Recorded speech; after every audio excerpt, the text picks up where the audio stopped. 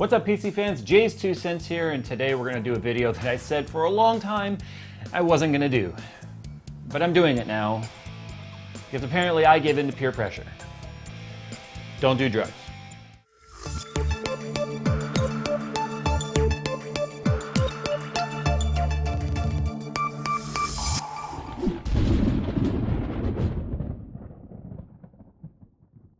So with the new Enthusiast X99 platform launch on the horizon here, I've decided that I am in fact going to go ahead and put my third 780 into my main rig. That way I can just have a massively overkill, underutilized system because, well, I don't know if I'll ever have another chance to actually do this. So here is my third 780 right here. It's coming right out of the test bench behind me. And guys, I'm committed now. The graphics block, the water block has already been ordered for this thing. And well, the cables have already been done, and I'm pretty much dedicated. I'm committed. We're doing this. So this is my EVGA 780 SC with the ACX cooler on here, and this is what we're going to be BIOS hacking and overvolting to get better overclocks. Now, obviously, we're only going to be able to go so far because of the fact that we are still air-cooled, but I'm preparing for the water cooling that this is going to be going on. Now, this video right here is going to come with an awful lot of disclaimers. And the reason for that is that you can very easily turn this into one of the most expensive doorstops you could ever own. Trust me, I've already done it. So what exactly is BIOS hacking and overvolting? Well, it's just like it sounds. We're going to be loading a custom BIOS on here, a custom ROM, and which is going to allow us to remove many of the fail-safes that are built into these graphics cards to keep you from blowing them up. I can't disclaimer enough, guys. Do this at your own risk.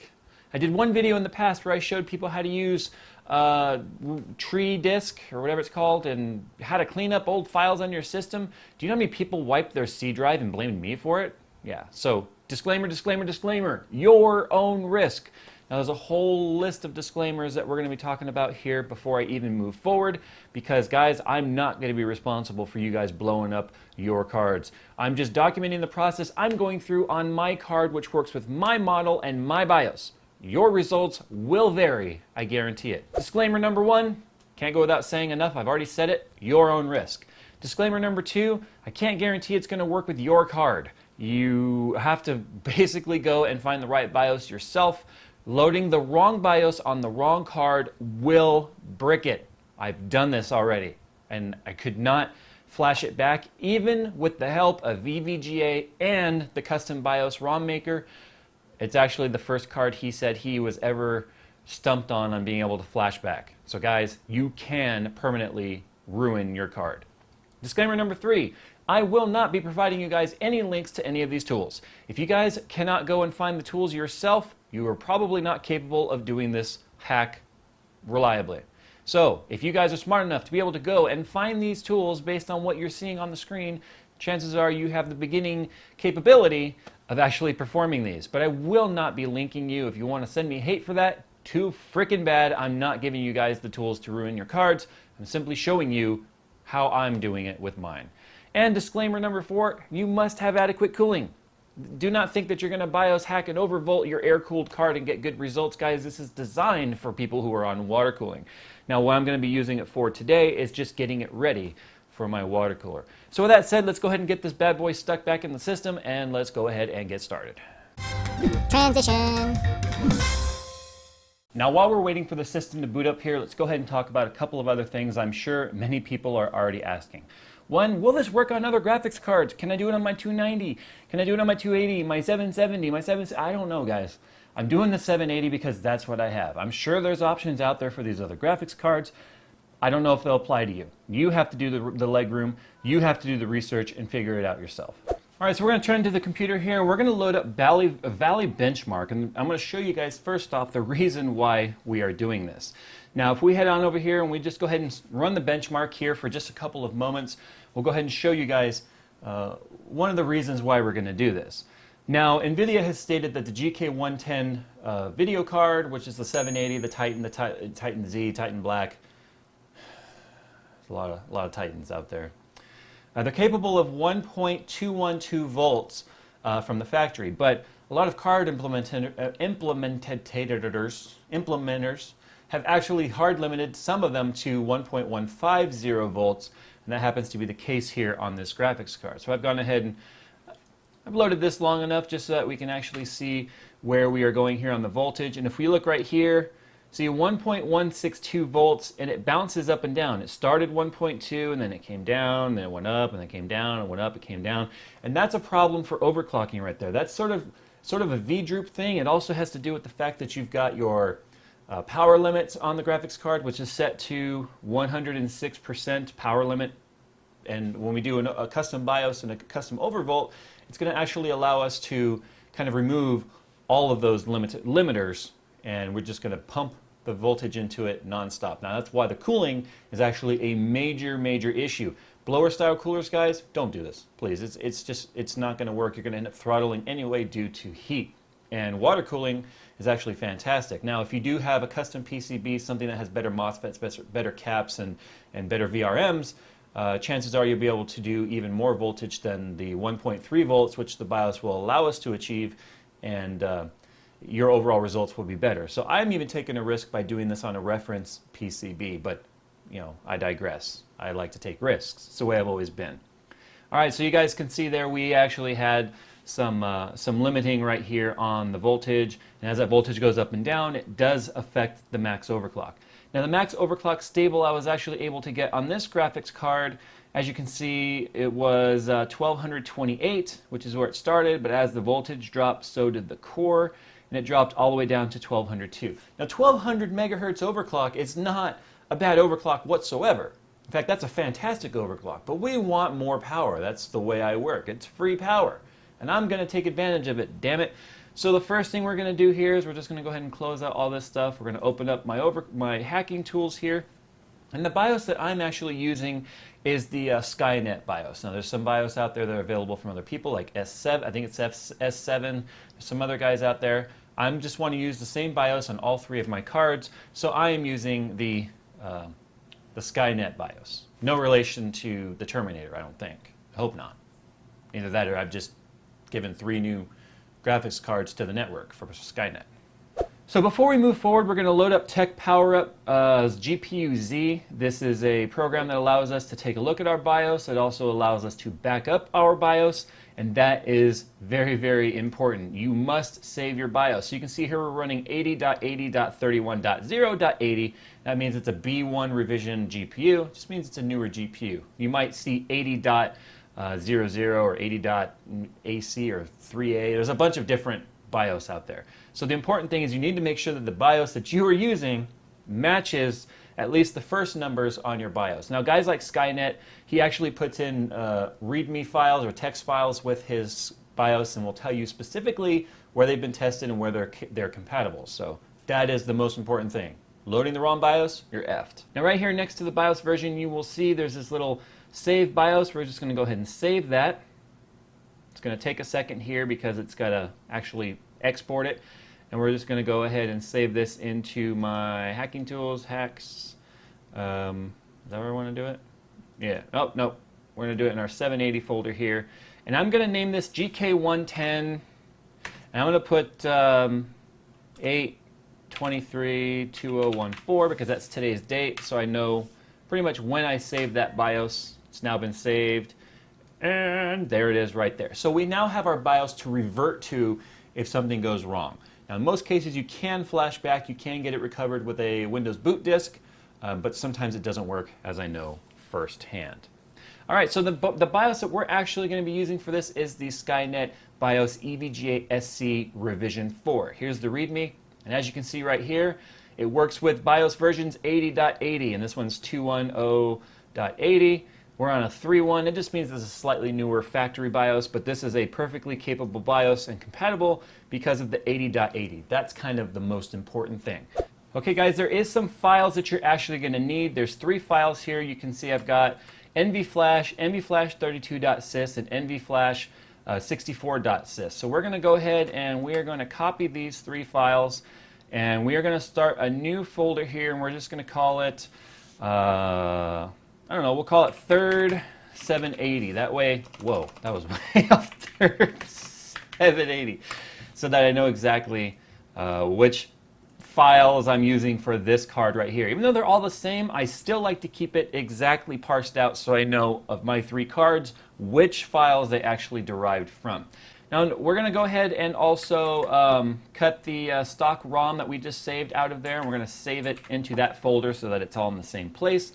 And lastly, we need to go into our appropriate BIOS. It's up to you to figure out. I'm not telling you what the appropriate one is. For me, I happen to know it's the Skynet Bios EVGA SC revision 4.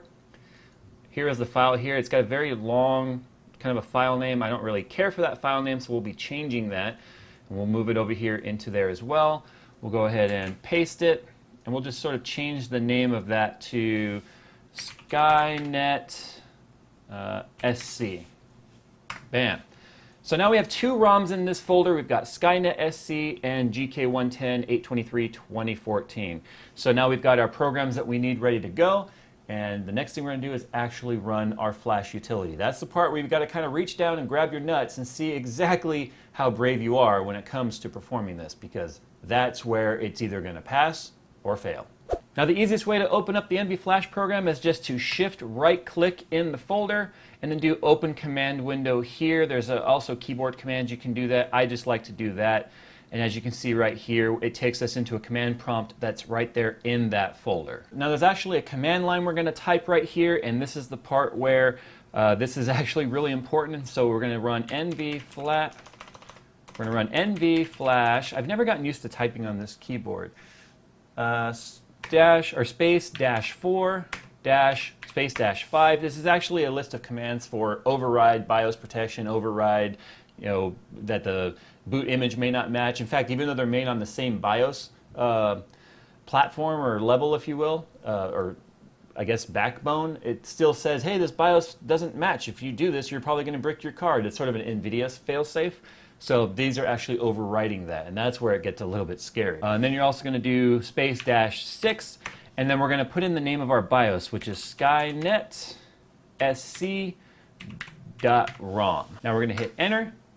It's going to tell us here you want to replace the 80.80.31.0.80 with 80.80.21.0.80. So really we're kind of rolling it back slightly, but you can actually see here that the actual note, I can't remember what this is called right here, I think this is the image, is actually identical. So you have to hit yes to confirm. It says the display may go blank for or on and off, so basically gird your loins, hold on tight. It's now actually storing the firmware BIOS image onto the ROM. Now here's the funny part. I didn't fart, I swear it's my chair. Okay, maybe I farted. Okay, so now it says we're done. It's verifying update. It's successful. Now here's actually the freaky part. Because we're booted into the old ROM, or the previous ROM image, even though I had bricked my card in the past, it still worked until the reboot. And in the reboot, when it actually loads that ROM image, is where we got a blank display and absolutely no recognition of the actual graphics card whatsoever in the system. So it may still be displaying an image right now, but it could actually be bricked for all we know. So now what we're going to go ahead and do is we're going to verify that the ROM actually took effect. Go ahead and restart. And let's just hope I didn't brick another graphics card. It's $500 down the drain every time it happens, guys. And if you've got a more expensive video card, it worked. All right, so as you can see, the image actually took. Now that's only the first part of actually BIOS hacking and overvolting your graphics cards. Now the graphics card has a BIOS on there that's going to no longer do GPU boost 2.0. It's no longer going to have a turbo or a boost frequency at all. So when I run into a game, it's going to run at the default.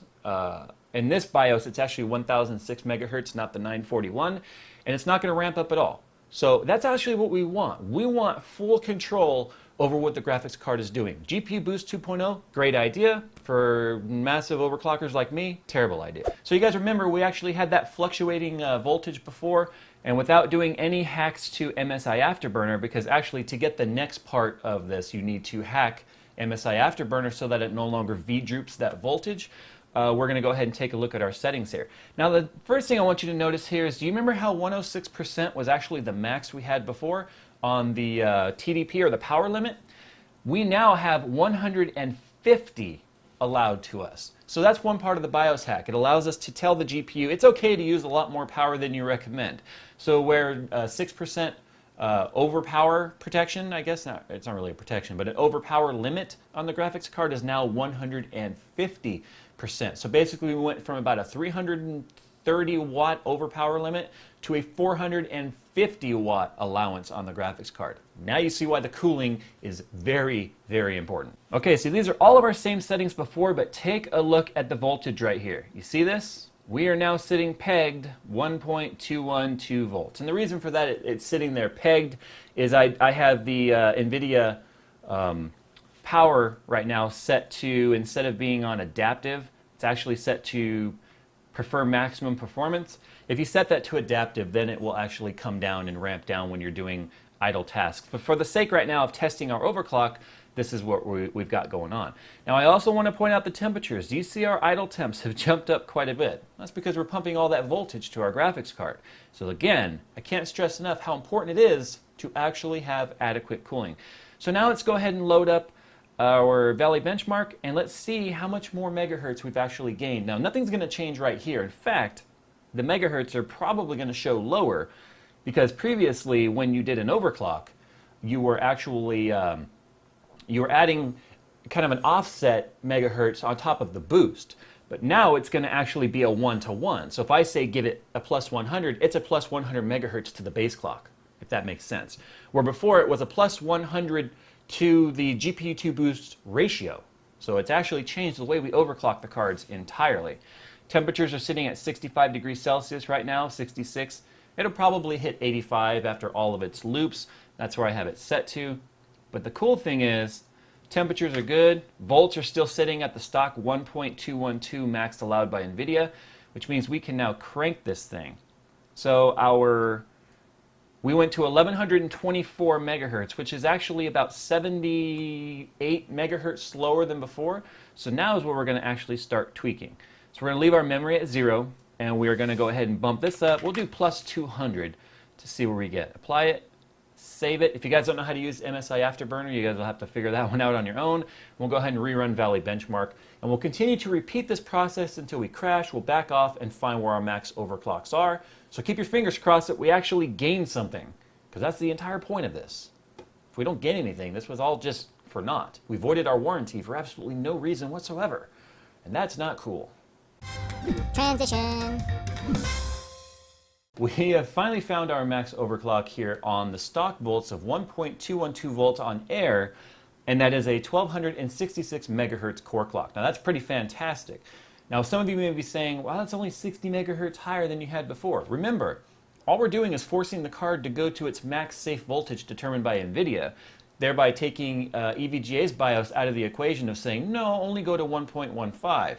And we also are doing it on a fan-controlled graphics card, which does eat into the amps and volts a little bit in terms of that power setting. So it's allowing us to go to that 1.212 volts because of the 150% TDP max that is allowing us to actually take the fans out of the equation. Now if we take a look here, as you can see, while that was actually running, we got our 1.212 volts all the way across. If you can't read that, it actually says 1.212 volts. And now as you can see, we're done and we're out of the 3D mode. It ramped back down to the 0.875.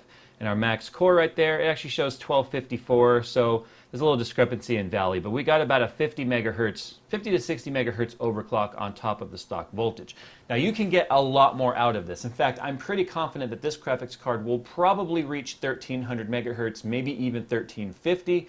Once we start bumping it up to 1.25 and even 1.30. But I can't even consider doing that until I'm actually on water, because then I'm just asking for trouble. My max temperature had actually gotten up to 79 degrees Celsius, which is not bad at all, considering we're air-cooled, but I'm not going to give it any more voltage whatsoever until it's on water. So there you go, guys. That is how to BIOS hack an overvolt. Technically, it's not overvolted. To do an overvolt, you would actually have to run a hack into MSI Afterburner, which is going to be a separate video if I even bother doing that. There's some custom code you have to change inside of MSI Afterburner that will allow us to get past that plus 62 millivolts setting on there. So until we do that, or you can go with EVGA Precision 15, which will allow you to go up to 1.3 volts in there as well. So you're going to have actually have an overclock program that's going to allow you to do overvolting in your graphics card. So there you go, guys. Again, I'm not going to be able to tell you guys where to get these tools. You guys are going to have to go and find them yourself. Make sure you run the right BIOS. It will void your warranty and all that stuff, but you can revert it back to stock if you need. So guys, I hope this has helped you. And the very least, I hope it entertained you. Do this with your own risk, guys, and tell me your results if you actually do it and get a good result. So I'm going to get the heck on out of here. Follow on Twitter if you guys have any questions. And as always, we'll see you in the next one. Maybe it'll be an X99 overclocking video. That'd be kind of cool.